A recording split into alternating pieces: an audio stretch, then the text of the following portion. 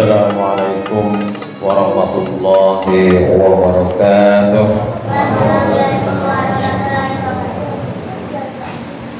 Alhamdulillah, nahmaduhu wa nasta'inuhu wa nastaghfiruh wa na'udzu billahi min shururi anfusina wa min sayyiati a'malina.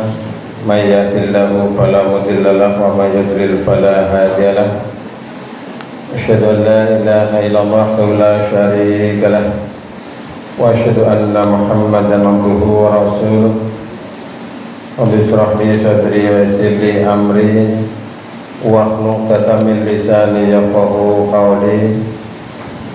Qala Allahu ta'ala fil Qur'anil Karim, a'udzu billahi minasy syaithanir rajim. Wa idza sa'alaka 'ibadi 'anni fa inni qarib ujibu da'watad da'i idza da'ani falyastajibu li wal yu'minu bi la'allahum yarshudun. Assalamualaikum amma ba'du. Jemaah sekalian yang dirahmati Allah, alhamdulillah pada kesempatan ini kita memperbanyak rasa syukur kita pada Allah Subhanahu wa taala. Segala nikmat karunia-Nya kita bisa menunaikan di antara sekian banyak kewajiban, yaitu sholat Isya dan insya Allah dilanjut tarawih berjamaah. Mudah-mudahan amal ibadah kita senantiasa diterima Allah Subhanahu wa taala. Amin ya rabbal alamin. Jemaah sekalian yang dirahmati Allah, di antara yang disukai Allah Subhanahu wa taala adalah kita gemar berdoa. Doa itu mohon kepada Allah. Kalau Allah kepada hambanya itu adalah sifatnya perintah. Kalau kita kepada Allah Subhanahu wa taala itu adalah sifatnya bermohon. Doa merupakan salah satu inti daripada ibadah. Ad-du'a muhul ibadah. Maka dari itu hendaknya kita berusaha untuk senantiasa berdoa kepada Allah Subhanahu wa taala. Sebagaimana pesan Allah dalam surat Al-Mu'min ayat 60, ud'uni astajib lakum.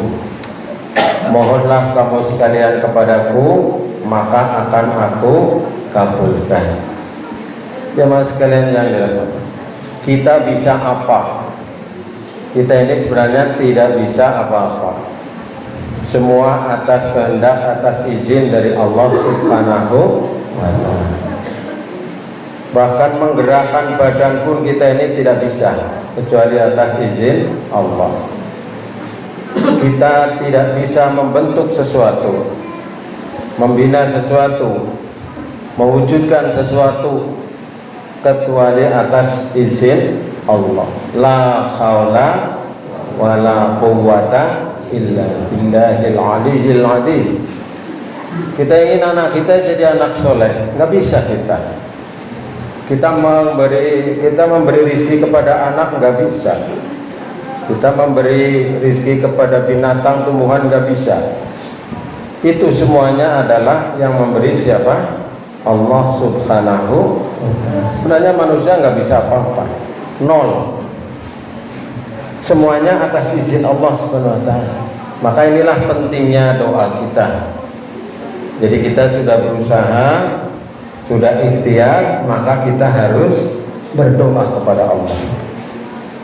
Jemaah sekalian yang dirahmati Allah, pesan Allah dalam surat Al-Mu'min atau surat Al-Ghaffar ayat 60 ini mengisyaratkan kepada kita bahwa kita ini hendaknya berdoa, senantiasa berdoa.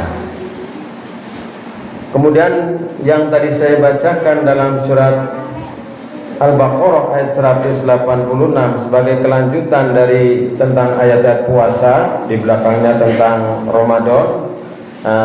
Di ayat yang ke-186-nya Allah menyampaikan, wa idza sa'alaka 'ibadi 'anni wa inni qarib.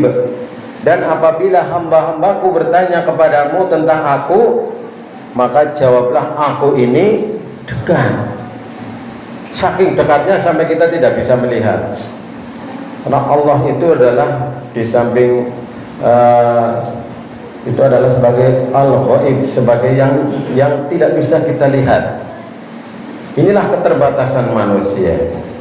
Dan apabila hamba-hambaku bertanya kepadamu Muhammad, katakanlah bahwa aku ini dekat. Ujibu da'watad da'i idza da'ani, yang mengabulkan permohonan hamba-hambaku apabila bermohon kepadaku, maka falyastajibu li wal yu'minu bi la'allahum yarsudun. Maka penuhilah apa yang menjadi perintahku dan berimanlah kepadaku, kata Allah, supaya kamu sekalian mendapatkan petunjuk. Jamaah sekalian yang dirahmati Allah, saya ingin menyampaikan, meyakinkan kepada jamaah sekalian bahwa doa pada prinsipnya, hakikatnya itu dikabulkan semuanya. Tidak ada doa yang mubah atau mubadir atau sia-sia, itu tidak ada. Hanya doa itu macam-macam nanti. Ada doa yang langsung dikabulkan, begitu minta langsung debluk, begitu datang. Ada suatu ketika, mungkin ketika kita dalam kondisi tertentu, dalam kemudian kita berdoa, Allah mengabulkan. Mungkin kita punya pengalaman batin masing-masing. Ada yang doanya ditunda. Kalau diberikan sekarang itu tidak baik, tidak kuat, tidak bisa. Nanti, besok, atau nanti di akhirat. Ada doa yang diberikan dalam bentuk yang lain. Ya Allah, berikanlah saya kekayaan 300 triliun. Wah, seperti uang yang sering saya baca itu. Kalau kita diberikan, mungkin kita nggak kuat itu 300 triliun. Wah, 100 juta aja kita udah. Wah. Nah ini mungkin diberikan dalam bentuk yang lain. Apa itu? Sehat misalnya. Kita ini sehat, alhamdulillahirabbil. Sehat itu tidak hanya mahal, tapi tidak bisa dinilai dengan uang. Coba mata kita. Mata kita ini dibeli 1 miliar, boleh apa tidak? Dicukil gitu ya, dibeli untuk cangkokan kepada orang lain, dibeli 1 miliar. Wah, mikir-mikir kita, 1 miliar. Itu baru mata. Mata satu, belum mata satu, belum yang lain, ginjal, udara yang kita hirup ini, harganya berapa? Nggak bisa deh. Jadi Allah memberikan dalam bentuk yang lain. Atau Allah ini mengabulkan doa kita dalam bentuk ini sebagai penebus dosa. Siapa di antara kita yang tidak punya dosa? Tidak ada. Karena semua manusia pasti punya dosa. Maka ketika kita berdoa, doa kita dikabulkan dalam bentuk sebagai kifarat atau penebus dosa. Dosa kita menjadi diampuni oleh Allah Subhanahu wa ta'ala. Maka jamaah sekalian yang dirahmati Allah, marilah kita senantiasa berdoa kepada Allah. Apalagi di bulan Ramadan ini, kita itu tidak ada tempat yang mustajab, nggak ada kita. Tidak ada. Yang ada kita ini adalah waktu-waktu yang mustajab. Kalau di sana banyak, nang kulon kan akeh. Di sekitar Ka'bah itu tempat-tempat mustajab. Jadi berdasarkan keterangan Rasulullah, di sekitar Ka'bah itu banyak tempat-tempat mustajab. Juga di Masjid Nabawi, di tempat yang namanya Raudhah. Jadi di masjid tapi bagian depan itu biasanya ditandai dengan karpet hijau. Itu tempat mustajab. Nah kita nggak ada.